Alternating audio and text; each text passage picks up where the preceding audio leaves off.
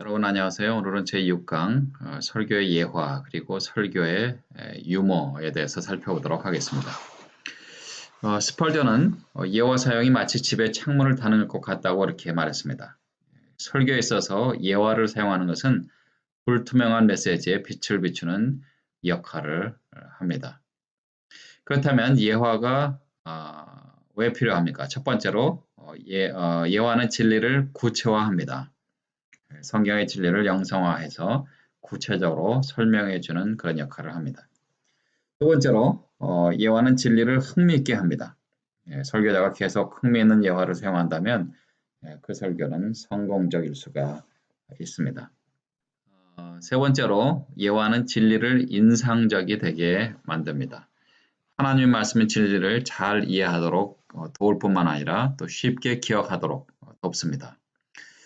그래서 본문 해석에 대해서 청중들이 잘 기억을 못하지만 예화를 기억하면서 목사님 그때 얘기했던 그 예화 정말 은혜 많이 받았습니다. 이런 얘기를 하는 청중들이 있죠.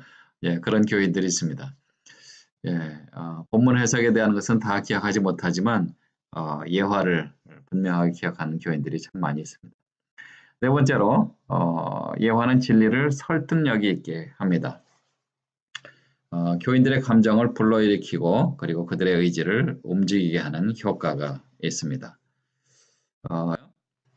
하나님의 말씀을 통해서 사람이 변화될 수 있다 하는 그런 것에 대한 예화라고 볼 수 있는데요. 제가 한 번쯤 예화를 좀 들어보겠습니다. 오래전에 몬태나주의 한 마을에 살고 있던 몇 사람이 금광을 찾아 나섰습니다. 산을 지나고 들을 지나고 여행을 했지만 찾지 못했습니다. 동료들이 죽었고 그리고 병을 얻었고 그리고 상처를 받은 그런 동료들만 있었습니다. 그래서 도저히 안 되겠다. 모든 것을 포기하고 돌아오던 중에 뜻밖의 사금이 가득한 금광을 발견하게 됩니다. 그런데 그 금광이 너무나 커서 그들이 준비해간 배낭으로는 다 담아올 수가 없었습니다. 그래서 일단 절대로 얘기하지 않기로 하고 비밀을 지키기로 하고 일단 집으로 들어갔습니다. 좀 쉰 다음에 며칠이 지나서 다시 그 사금을 캐러 약속한 장소에 갔습니다. 그런데 기절할 일이 일어나고 말았습니다. 그 마을에 있는 사람들이 약 100명 정도가 함께 가겠다고 모여든 것입니다. 어떻게 비밀이 새어나갔습니까? 한 가지 분명한 사실은 그 누구도 입을 열지 않았다는 것입니다.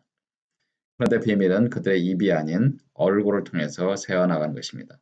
금광을 발견한 그 기쁨이 이 얼굴을 통해서 주변의 사람들에게 전달이 된 것이죠. 입으로는 감출 수가 있었지만 그러나 얼굴은 감출 수가 없었습니다. 목사님 내일 식사 한번 해요 라고 얘기하는 그런 그 교인들이 있습니다. 집사님 왜요? 그러면 이제 네, 우리 집값이 올라갔습니다. 이런 사람들이 있지 않습니까? 그러니까 뭔가 좋은 일이 생기면 그들에게 그런 기쁨이 생기는 것이죠. 역할을 감당을 합니다. 다니엘서 1장 8절에서 왕의 음식을 먹음으로 즉 우상에게 드렸던 그 음식을 먹음으로 자기를 더럽히지 않겠다라고 결심을 한 그런 내용이 나오죠. 그래서 저는 이런 메시지를 전가할 때 그 쉬운 길을 거부하기라는 내용의 그런 예화를 사용하는데 좋은 예화 중에 하나가 바로 강물이죠. 특별히 비행기를 통해서 이제 이착륙 때 보면은 인공적으로 만든 수로를 제외하고는 모든 강물들에게 한 가지 공통점이 있죠. 그것은 그 강물들이 굽어 있다는 것입니다. 왜 그렇습니까? 그것은 강물이 가장 저항이 적은 길을 따라 흐르기 때문에 그렇습니다. 돌이 있으면 그 옆으로 지나가고 또 큰 저항이 있으면 그것을 피해서 가기 때문에 강물이 꼬불꼬불 그렇게 만들어진다는 사실을 알 수가 있습니다. 그래서 이제 그런 것들을 설명할 때 이런 예화를 사용하기도 합니다. 다섯 번째는 예화는 진리를 실천적이 되도록 그렇게 만듭니다. 진리를 평범한 생활 속으로 이끌어 적용하도록 그렇게 만듭니다. 예를 들면 모세가 시편 90편 10절에서 우리의 연수가 70이요 강건하면 80이라도 그 연수의 자랑은 수고와 슬픔뿐이요 신속히가니 우리가 날아가나이다. 그러나 이 말씀을 통해서 미국의 한 목사님이 이 말씀 묵상하다가 70년을 살면 사람이 어떻게 사는가 하는 것을 한번 정리를 해 보았다고 합니다. 그래서 이제 제가 이 말씀을 전할 때마다 예화로 사용을 하죠. 첫 번째가 주무시는 거예요. 23년 동안. 두 번째는 일하시는 거 16년 동안. 세 번째는 텔레비전을 보는데 사용합니다. 요즘에는 뭐 인터넷, 스마트폰, 그래서 더 시간이 사용이 되겠죠. 그 다음에는 잡수시는데 6년 동안. 그 다음에는 여행을 하는데 6년 동안 시간을 보낸다고 합니다. 그 다음에 4년 반 동안은 여가를 선용하는데 시간을 보내고요. 4년 동안은 병치레하는데 시간을 보냅니다. 2년은 옷 입는데 시간을 보냅니다. 여자분들은 좀 시간이 더 걸리겠죠. 예, 그래서 이제 우리가 뒤에 유머에 대해서 살펴보겠지만 제가 이것을 사용하면서 이제 유머를 좀 사용합니다. 예, 그래서 20대에는 화장을 하고 30대는 치장을 하고 40대는 분장을 하고 50대는 변장을 하고 60대부터는 환장을 하신다면서요 하고 이렇게 조크를 한번 하죠. 그러면서 이제 또 한 번 더 조크를 합니다. 예, 여러분 여자분들이 화장을 왜 하는지 아십니까? 화장을 안 하면 다른 사람들이 못 알아보니까 화장을 꼭 합니다. 하고 이제 여자들은 옷을 입는데 2년 혹은 그 이상의 시간이 걸리겠죠. 왜냐하면 여자분들은 또 화장을 하기 때문에 그렇습니다. 하면서 이제 이렇게 조크도 합니다. 그리고 70년을 산다면 영적인 일을 위해서 신앙생활은 얼마나 시간을 보내는가? 자그마치 6개월입니다. 그래서 이제 이런 것들을 이제 예화로 사용을 하면서 또 교인들에게 도전도 주고 우리가 하나님 앞에 더 많은 시간을 투자해서 영적인 일에 우리의 그 시간을 투자하고 또 하나님과 더 깊은 교제를 나누고 또 하나님 앞에 더 나아가야 되고 그렇게 해야 됩니다. 요즘엔 특별히 100세 시대 아닙니까? 예, 그러면서 이제 제가 또 사용하는 그 예화와 유머 동시에 그 요즘에 사용하는 것들이 이제 9988234 아닙니까? 99살까지 팔팔하게 살다가 이틀을 앓고 3일 만에 죽는 거. 최근에 또 바뀌었죠. 예, 9988231로 바뀌었습니다. 99살까지 팔팔하게 살다가 이틀을 앓고 3일 만에 일어나서 몇 년 더 살다가 죽는 것입니다. 예, 이런 것들이요. 예를 들면 이제 그런 유머를 사용하면서 또 예화와 함께 같이 이렇게 연결해서 사용하기도 합니다. 네, 오늘은 이제 예화와 유머를 한꺼번에 우리가 또 살펴보기 때문에 저도 같이 이렇게 연결해서 보도록 하겠습니다. 예화를 창작할 수가 있습니다. 예, 문체를 사용하는 데 있어서 지나친 문법의 사용을 우선 삼가를 해야 되고요. 특별히 고정된 은유라든지 너무 많은 은유 이런 것들은 그 말장난처럼 그 혐오를 일으킵니다. 예를 들어서 뭐 바보 그러면은 이제 바라볼수록 보고 싶은 사람 뭐 이런 말장난 같은 거 이런 것들을 설교 시간에 가능하면 절제하는 게 좋습니다. 가끔 뭐 이렇게 사용하는 건 좋지만 그 다시 한번 말씀드리지만 이런 그 예화라든지 유머라든지 이런 것들이 본문과 연관되는 것을 사용하면 좋겠다. 설교학자들은 그렇게 강조를 합니다. 그 다음에 자신의 경험을 너무 많이 예화로 사용하지 않으면 좋겠습니다. 가끔 자신의 경험을 말하는 것도 필요하지만 또 이야기를 상한할 때 자신의 경험으로 말하는 것 그런 것들은 또 피하면 좋겠습니다. 특별히 다른 사람의 경험을 내 것처럼 말하는 것은 더더욱 또 안 되는 것이죠. 저도 가끔 이제 사용하긴 하는데 하나님의 말씀에 대한 것을 강조할 때 저도 요즘에도 하루에 평균 뭐 한 3개에서 많게는 한 5개까지 계속 암송을 합니다. 그래서 제 경험을 이야기하면서 이제 도전을 하기도 하죠. 그러나 목사님들이나 설교자들의 그 자녀분들이 대학교를 좋은 대학 갔습니다. 뭐 서울대라든지 또 뭐 하버드, 또 예일 뭐 이런 대학 갔는데 뭐 가끔 한번 그렇게 하나님의 은혜로 갔습니다라고 이야기하는 거 좋은데 너무 자주 그렇게 얘기하면 또 그 교인들 중에서 자녀가 그런 좋은 대학에 들어가지 못한 자녀들이 있으면 좀 비교도 되고 또 주눅도 들고 그렇기 때문에 그런 것들은 좀 삼가. 세 번째로는 책명이라든지 저자 또는 인물들의 이름을 나열하는 것을 피하면 좋겠습니다. 예화는 그냥 예화로 사용하시면 좋습니다.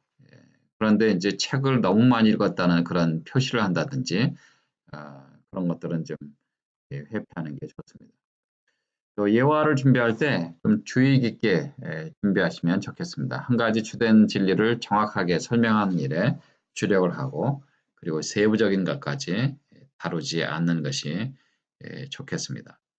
또 생동감을 주기 위해서 가능하면 대화체를 사용하시는데 가능하면 그 사투리 사용을 절제하면 좋겠습니다. 물론 이 지방에서 오셔서 사투리를 사용하시는 분들이 구수하고 그런 것도 있지만 사투리 사용을 절제하라는 그런 얘기는 뭐냐면 정확하게 소통하기 위해서 그런 측면에서 이 설교학자들이 이렇게 이야기를 합니다. 그래서 소통을 좀 잘 하도록 하기 위해서 조금 지나친 사투리 그래서 잘 못 알아듣는 그런 것들이요. 그런 측면에서 사투리 사용을 절제하라고 이렇게 이야기를 합니다. 그 다음에 이야기하는 기술을 연구하되 이를 설교에 적용하면 좋겠습니다. 물론 이야기와 설교는 구별되어야만 하겠죠. 그래서 특별히 예화를 사용하는 데 있어서 그것을 그대로 읽는다든지 하면 별로 감동이 없습니다. 설교자가 자기 것으로 소화를 해서 그것을 잘 설명하면 감동이 있는 것이죠. 그래서 조금 전에 제가 한 그런 거문캐러 가는 그런 이야기들 이런 것들도 좀 감정을 섞어서 이렇게 하면 이 교인들이 감동이 어거스트는 그래서 진리는 평이하게, 진리는 즐겁게, 진리는 생동력 있게 전하면 좋겠다. 그렇게 이야기를 했습니다. 예화를 인용하시는 데 있어서 최대한 조심해서 예화를 사용하시면 좋습니다. 스튜어트라는 설교학자는 자신이 편집자가 되어라고 이렇게 충고를 합니다. 창의력을 발휘해서 예화를 인용하라고 말하는 것이죠. 다시 말해서 예화의 그 수집과 함께 이 본문과 어떻게 이 예화를 잘 활용할 것인가 또 이 본문과 이 예화가 가장 적절한 예화인가 하는 것들을 잘 살핀 다음에 거기에 맞게 잘 이렇게 좀 요리를 해서 사용하시면 좋겠습니다. 또 현명하게 인용문을 사용하는 법을 배우시면 좋겠습니다. 특별히 격언이라든지 금언 이런 것들 혹은 다른 사람들이 말한 것들을 인용할 때 좀 지혜롭게 잘 활용하면 좋겠습니다. 그래서 인용문을 사용하되 사용하지 않을 수 없을 때 사용하는 것이 가장 좋다고 설교학자들은 이야기를 합니다. 어떤 경우는 이제 사용하지 않는 경우가 더 좋을 수 있다는 얘기죠. 예를 들면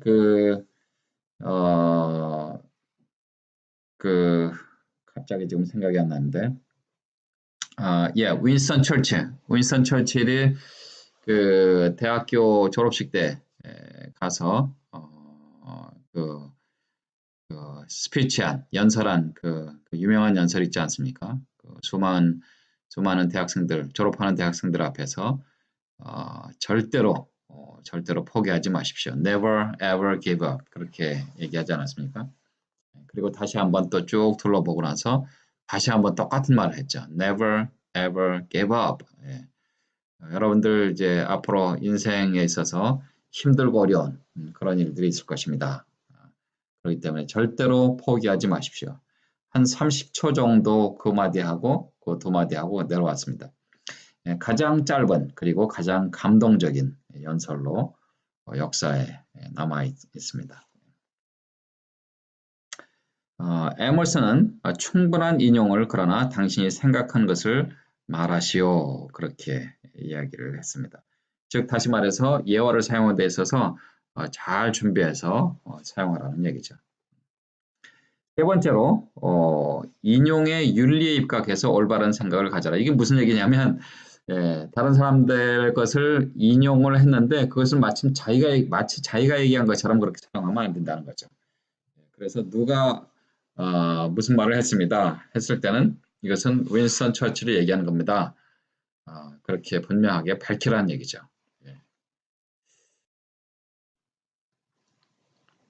자료가 알려져 있는 한 출처를 반드시 밝히면 좋습니다.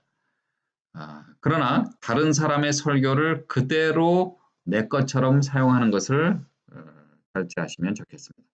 그리고 다른 사람의 전체 개요를 그대로 사용하지 않으면 좋겠습니다. 이것은 표절에 해당되는 것이죠.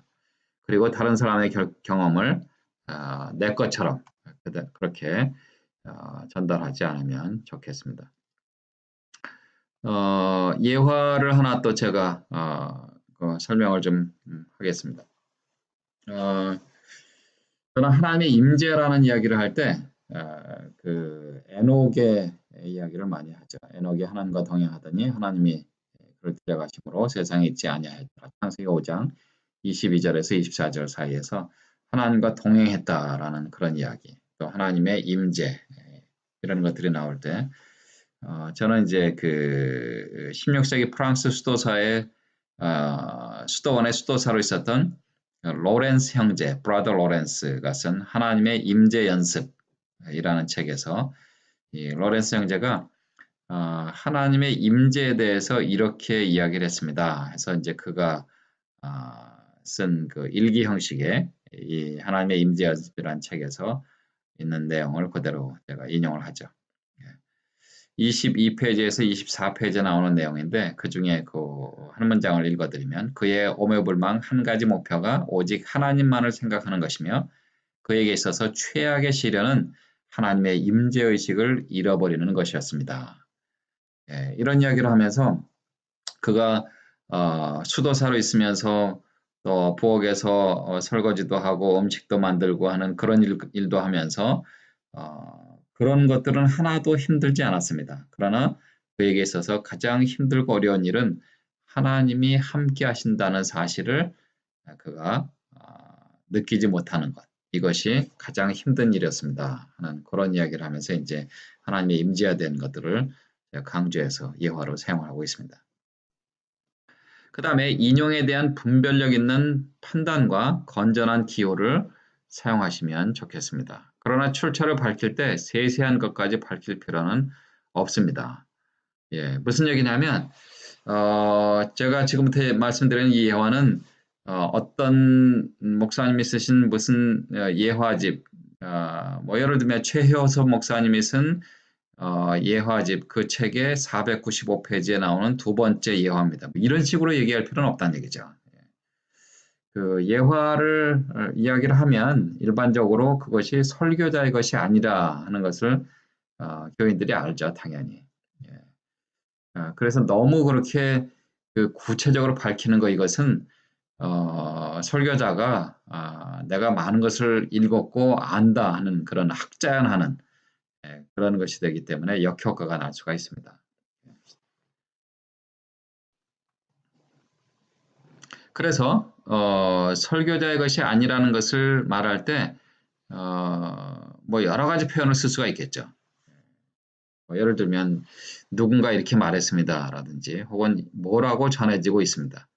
혹은 이야기인즉슨 혹은 내가 최근에 읽은 바로는 최근에 들은 바로는 뭐 이렇게 말할 수가 있겠죠. 그러면 그것은 설교자의 것이 아니라 내가 어디서 인용하는 것이다 라고 말하는 것이죠. 시를 인용해서 사용할 때도 있습니다. 그렇죠? 시는 그 인용하는 것을 밝히지 않고 사용해도 설교자의 것이 아닌 것을 알 수가 있죠. 물론 이제 시를 인용할 때는 한용운 시인의 시입니다. 뭐 김서울 시인의 시입니다. 이렇게 이제 이야기를 하죠, 당연히. 그러나 이제 그 이 시를 인용을 할 때 뭐 작자미상 이럴 때 작자미상이라는 얘기를 안 해도 이런 시가 있습니다라고 이야기를 하면 이것은 저거는 이제 우리 목사님이 쓴 것이 아니구나 하는 것을 알 수가 있죠. 물론 뭐 시인 목사님들도 있습니다. 그렇죠? 예, 그래서 시인 목사님들이 쓴 본인의 시를 이제 인용할 때도 있습니다. 그럴 때는 이제 제가 쓴 시를 한번 읽어드리겠습니다. 이렇게 이제 설교자들이 일반적으로 이야기를 하고 사용을 하시는 것입니다. 그 다음에 강단에서 복사 자료를 사용하는 것은 보통 복사법의 위반 이렇게 사용하지는 않습니다. 이렇게 생각하지는 않습니다. 예, 그러니까 이제 그 일반적으로 예화를 사용하면서 다른 목사님이 사용하는 것을 내가 사용할 수도 있고 책에 있는 것을 인용해서 사용할 수도 있고 그렇게 사용한다는 거죠. 그러나 그 내용을 그 자료를 여러분들이 이제 설교집으로 만들 때는 어느 설교집에서 혹은 어느 예화집에서 이것을 내가 사용했다라는 것을 밝히는 게 좋습니다.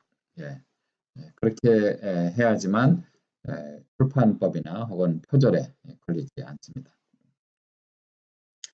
예화의 출처를 보시면 물론 뭐 가장 그 훌륭한 예화의 출처는 성경이죠.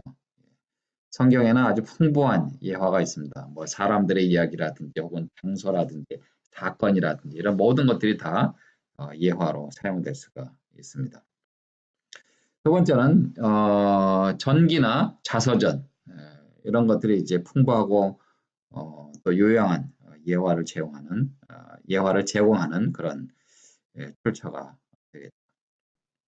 세 번째는 시중에 나와 있는 어떤 그 소설이라든지 뭐 잡지 이런 것들이 그 인생을 잘 묘사하고 있기 때문에 풍요로운 그런 예화를 제공을 합니다. 저도 이제 한국 드라마나 뭐 미국 드라마도 가끔 보긴 하지만 저는 제가 특별히 이제 제 아내가 일을 하고 또 아이들도 이제 뭐 학교나 일을 가기 때문에 점심 때 가끔 제가 집에서 혼자 밥을 먹을 때가 있습니다. 예, 그럴 때는 뉴스를 본다든지 혹은 드라마를 본다든지 그렇게 봅니다.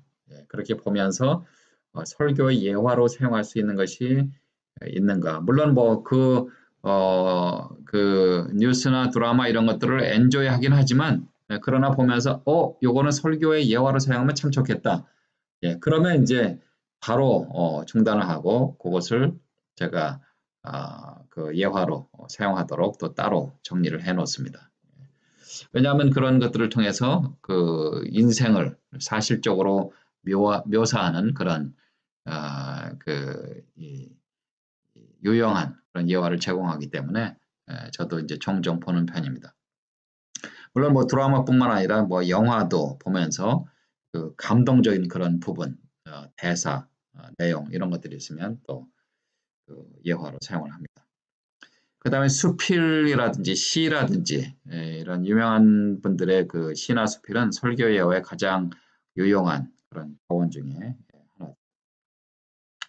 하나. 그 다음에 이제 그 우화라든지 신화, 전설 이런 것들이 옛날엔 사실 많이 사용됐지만 요즘에는 설교자들이 잘 사용을 안 하고 있고요. 또 설교학자들도 가능하면 이런 픽션은 사용하지 않으면 좋겠다라고 이야기를 합니다. 왜냐하면 하나님의 말씀이 사실이고 또 하나님께서 말씀하신 그 진리의 말씀을 돕는 그런 예화를 사용하는 데 있어서 그 우화나 신화 이런 것들은 가능하면 사용하지 않으면 좋겠다 그렇게 이야기를 하기 때문에 요즘에는 거의 사용을 안 하고 있습니다. 그 다음에 이제 교회 역사라든지 혹은 세속의 역사 이런 그 히스토리에 대한 내용들, 그 과거나 현재 역사에 또 사람들이 흥미를 가지기 때문에 그런 것들이 이제 좋은 그 예화 자료가 되죠. 예를 들면 뭐 이순신 장군의 이야기라든지 뭐 우리 또 일제 36년에 있었던 여러 가지 그 슬픈 이야기들 이런 것들이 또 설교의 예화로도 사용이 될 수가 있고요. 예.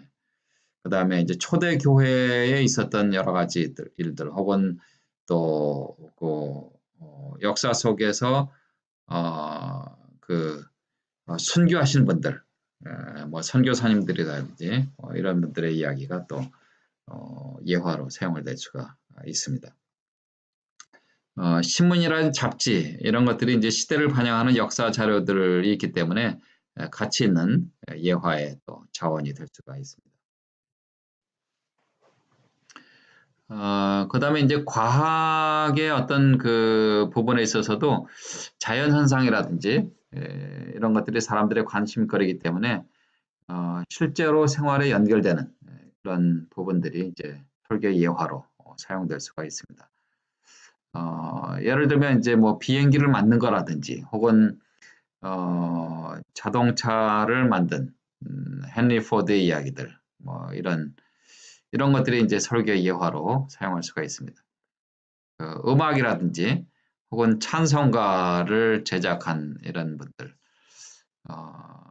그런 분들이 이제 훌륭한 예화 설계 예화로 사용이 될 수가 있습니다. 뭐 예를 들면 뭐 베프토벤 같은 경우는 그 나중에 그 거의 귀가 안 들리지 않았습니까? 예, 그럼에도 불구하고 또 그가 또그 또 작곡도 하고 또 지휘도 했던 그런 이야기들이 이제 좋은 예화가 될 수가 있죠.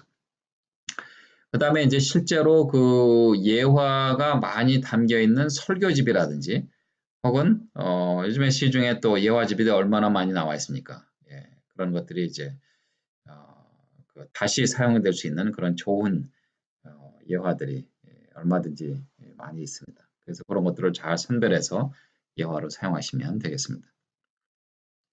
그 다음에 이제 설교자 자신이 경험한 그런 것들도 좋은 예화로 사용이 될 수가 있습니다. 혹은 예화를 만들어서 사용을 할 수도 있는데 그러나 그것이 이제 그 실제로 발생한 것처럼 그렇게 얘기하면 안 됩니다. 뭐 목사님들이 이제 예화나 혹은 그 유머로 천국 간 이야기, 뭐 천국에 가니까 그 앞에 베드로가 그서 있어서 뭐 사람들이 얼굴을 확인한다든지, 뭐 한국 분들이 또 뭐죠? 그 성형을 많이 했기 때문에 하나님 원래 주신 얼굴하고 틀리기 때문에 그 얼굴을 확인하려고 베드로가 그 앞에 있고 그다음에 이제 다른 나라 사람들은 많이 줄이 짧은데 우리 한국 사람들은 줄이 길다는 등 뭐 이런 것들이 이제 그 예화나 혹은 유머로도 사용이 될 수 있는데 그런 것들을 이제 만들어서 사용할 수가 있는데 그런 경우는 이거는 사실이 아니다라는 것을 이제 뭐 가령 혹은 뭐라고 가정해 봅시다. 그렇게 얘기를 한다든지 물론 뭐 그 베드로가 천국문 앞에 있다 이런 것은 뭐 당연히 그것은 사실이 아니고 이 설교자가 창작해서 쓴 예화라는 것을 이제 알 수가 있겠죠. 예화를 사용하는 데 있어서 주의할 점이 있습니다. 예, 인용을 할 때 출처를 분명히 밝힐 필요가 있고요. 그 다음에 너무 많은 설명을 요하는 예화는 가능하면 피하면 좋겠습니다. 예화가 결국은 본문 해석을 돕기 위해서 사용하는 것이거든요. 그래서 예화가 주가 되면 절대로 안 됩니다. 그 다음에 예화를 너무 많이 사용하지 않으면 좋겠습니다. 그리고 분명한 사실에는 예화를 굳이 사용할 필요가 없습니다. 그리고 항상 그래서 다양성을 찾으시면 좋습니다. 꼭 예화를 사용해야 된다. 그거는 아닙니다. 그 다음에 분명한 것이 아닌 신빙성이 없는 이런 것들은 피하는 게 좋고요. 또 상투적인 문구를 가능하면 사용하지 않는 게 좋습니다. 그 다음에 그 사람들에 대한 통자에서는 주의를 좀 기울이면 좋겠습니다. 이게 무슨 얘기냐면 제가 한번 사용한 예화 중에 하나가 머리카락에 대한 예화거든요. 옛날에 저 어렸을 때는 이제 버바오 영감이라는 그런 만화가 있었는데 버바오 영감의 머리카락 3개 갖고 와서 3개 남았을 때 이발소에 와서 머리를 따주세요 이렇게 얘기를 하다가 얼마 있다가 머리카락 하나 빠졌거든요. 그 다음에 와서 이발소에 와서는 가르마 타주세요 그렇게 얘기했다고 그래요. 그다음에 이제 또 하나 머리카락이 빠져갖고 하나 남았습니다. 와서 이제 그 이발소에 와서 이번에는 머리카락 하나 남았으니까 올백으로 넘겨주세요 하는 그런 이 예화라기보다는 이제 조크죠. 예, 유머를 제가 사용을 했는데 어떤 분이 저한테 그 얘기를 하더라고요. 제가 어떤 세미나에 가서 그렇게 조크를 했는데 거기에 마침 그 머리카락이 많이 빠지신 분이 거기 있었더라고요. 예, 그래서 그런 분이 있는데 그런 예화를 사용하면 혹시 그분한테 이 상처가 되지 않겠는가 그런 얘기를 해 주더라고요. 예, 그래서 그 다음부터는 제가 좀 조심해서 그런 예화를 좀 사용을 합니다. 예, 그래서 사람들에 대한 어떤 풍자 그런 것이 그 사람에게 그 상처가 되지 않는가 하는 것들을 주의로 해서 예화를 좀 잘 사용하면 좋을 것 같습니다. 그 다음에 이제 하나님의 말씀은 그 진리이기 때문에 이 긍정적인 진리에 대해서 부정적인 예화를 사용하지 않으면 좋겠다. 이렇게 설교학자들이 이야기를 합니다. 그 다음에 예화는 조금 전에 제가 강조해서 말씀드린 대로 설교하는 본문의 진리에 종속이 돼야만 됩니다. 예화가 절대로 주가 되면 안 됩니다. 자, 이제 제10장 설교와 유머입니다. 설교는 종합 예술입니다. 설교자는 예술가이고요. 그리고 예술로서의 설교를 위해서 설교자는 유머를 사용할 수 있다고 설교학자들이 이야기를 합니다. 미국의 설교학자인 그 앤드루 블랙우드는 설교는 예술이다 이렇게 이야기를 했습니다. 유머의 가치를 볼까요? 유머는 청중의 정신과 육체에 유익을 줍니다. 유머는 수용자의 긴장을 풀어주고 계속되는 말을 큰 부담 없이 듣도록 안내를 해줍니다. 그 다음에 유머는 마음을 부드럽게 만들죠. 유머는 무관심하거나 반감을 가지고 있는 청중의 마음을 녹여주고 하나님의 말씀을 열린 마음으로 듣도록 인도를 합니다. 특별히 초신자라든지 또 구도자라든지 이런 분들은 처음 교회 왔을 때 그 하나님의 말씀에도 좀 서먹서먹하고 또 교회 분위기도 서먹서먹하고 그래서 무관심할 수 있고 또 반감을 가질 수 있습니다. 오늘 저 목사님이 무슨 이야기를 할까 뭐 이렇게 생각하고 있을 때 그럴 때 이제 유머를 사용하면서 이 교인들의 마음이 활짝 오픈이 되면서 그분들도 같이 동시에 마음이 오픈된다는 그런 이야기겠죠.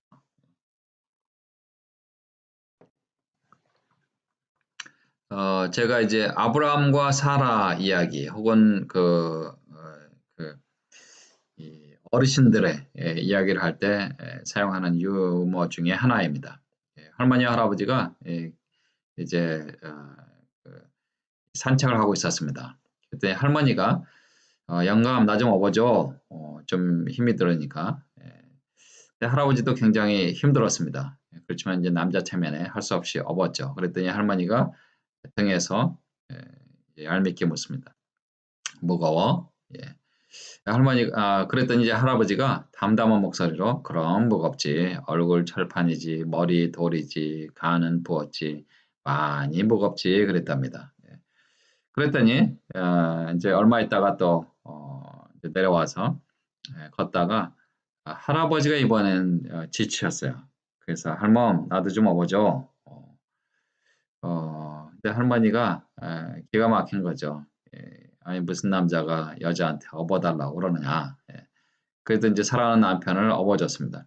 예, 그랬더니 할아버지가 등에서 약 올리는 목소리로 그래도 생각보다 가볍지 그랬다는 거예요. 그러니까 할머니가 조금 전에 당한 게 있잖아요. 예.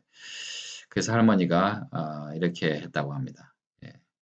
기회는 찬스 아닙니까? 그럼 가볍지. 머리 비었지. 허파에 바람 들어가지. 양심 없지. 싸가지 없지. 너무 가볍지. 예, 그렇게 했다고 합니다. 예, 저도 그래서 이제 설교라든지 혹은 세미나 또 부흥회 강의할 때 이런 그 어르신들에 대한 이야기를 할 때 이 이야기를 또 합니다.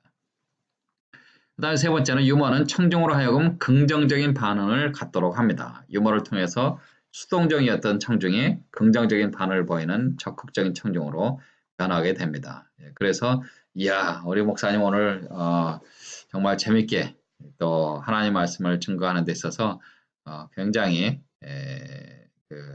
흥미있게 전달을 하시는구나 하는 그런 마음으로 마음을 확 연다는 얘기죠. 그 다음에 유머는 청중으로 하여금 설교자에게 집중하도록 만듭니다. 이미 마음이 오픈돼서 이제 그 다음에 어떤 말씀을 하실 것인가 하는 그런 마음으로 집중하도록 합니다. 그래서 유머는 산만해진 청중의 주의를 설교자에게 집중하도록 인도하는 효과가 있습니다. 또 하나 해볼까요? 이 어르신들의 얘기에서 이제 그 60대부터 시작해서 우리 노인정에 나오는 얘기입니다. 막내가 이제 그 얼굴에 상처가 있고 그 다음날 나왔습니다. 그래서 형님들이 묻습니다. 자네 왜 그런가 얼굴이? 그랬더니 어제 그 아내가 TV를 보냈는데 아내한테 얘기도 안 하고 채널 돌렸다고 이렇게 얻어맞았습니다. 그 다음날은 또 70대가 이 얼굴이 더 많이 상처를 받아서 왔습니다. 그랬더니 이제 형님들이 묻습니다. 자네는 왜 그런가? 그랬더니 어제 와이프가 나가는데 어디 가냐고 물어봤다고 이렇게 얻어 터졌다고 이야기를 합니다. 80대는요, 그 다음날 이제 이 지팡이를 짚고 나올 정도로 그렇게 상처를 받았습니다. 그래서 자네는 왜 그런가? 큰형님이 물었습니다. 그랬더니 어쩌냐게 그 된장국을 끓여줬는데 오늘도 된장국이냐고 그렇게 얘기했다고 이렇게 얻어 터졌다고. 마지막에 이제 90대 큰형님이 그 다음날 휠체어를 타고 온 거예요. 이제 동생들이 아이고 형님 왜 그러십니까? 그랬더니 90대 할아버지가 어쩌냐게 자고 일어나서 눈 떴다고 이렇게 한테 맞았다. 물론 이제 만들어낸 얘기고 조크지만 이런 것들이 이제 설교할 때 우리 어르신들의 이야기, 아브라함과 사라의 이야기, 뭐 이런 이야기 할 때 또 유머로 사용할 수 있는 그런 좋은 거죠. 저는 그냥 강의하기 위해서 이렇게 하는 거지만 실제로는 좀 이렇게 생동감 있게 전달하면 굉장히 그들의 마음이 오픈되고 그 폭소를 자아내는 그런 유머입니다. 유머의 내용을 보겠습니다. 첫 번째로 단순한 사실을 말하시면 좋겠습니다. 생활 속에 있는 사실을 그대로 말함으로써 웃음을 자아낼 수 있고요.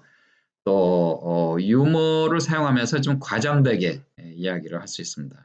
개그맨들이 하는 그 코미디가 일반적으로 여기에 속합니다. 개그맨들은 뭐 굉장히 과장해서 말하고 행동하고 뭐 이런 것들이 있지 않습니까?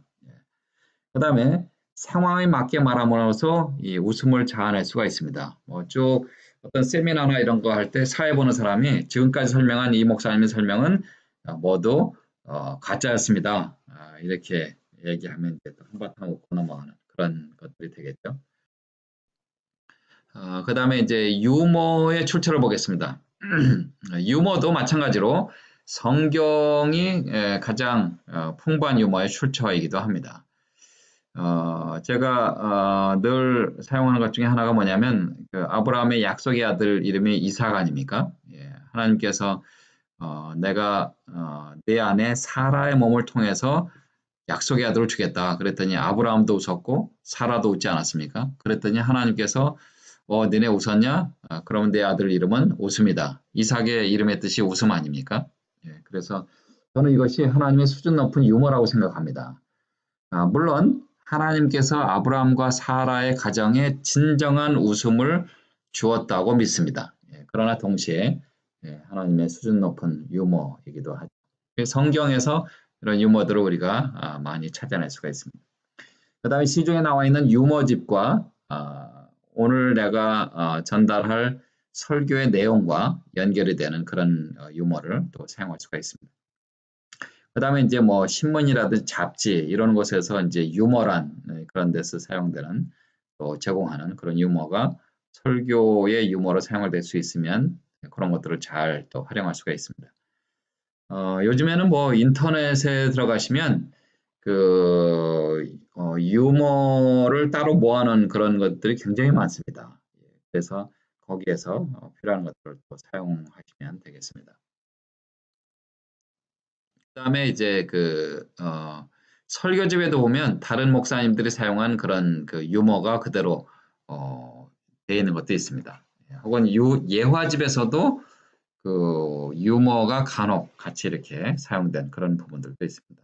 그런 것들을 또 다시 사용하시면 되겠습니다. 그 다음에 이제 본인이 직접 설교자 자신이 체험한 그런 유머를 또 사용할 수가 있겠죠.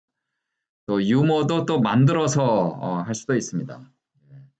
이것은 아까 예화에서 말씀드린 것처럼 그 실제로 발생한 것이 아니다라는 것을 이야기를 하면 좋겠습니다. 물론 이제 유머를 사용한 그런 예화라든지 유머를 사용하면 교인들이 이거는 목사님이 만들어낸 거구나 하는 것들을 아는 거죠. 그래서 그걸 기술적으로 잘 이렇게 사용하시면 좋겠습니다.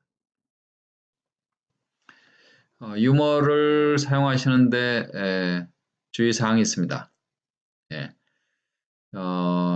단순히 웃음을 자아내기 위한 그런 유머는 삼가면 좋겠습니다. 왜냐하면 이 설교자는 하나님의 말씀을 증거하는 하나님의 종이거든요. 예. 그래서 우리가 코미디언이 아니거든요.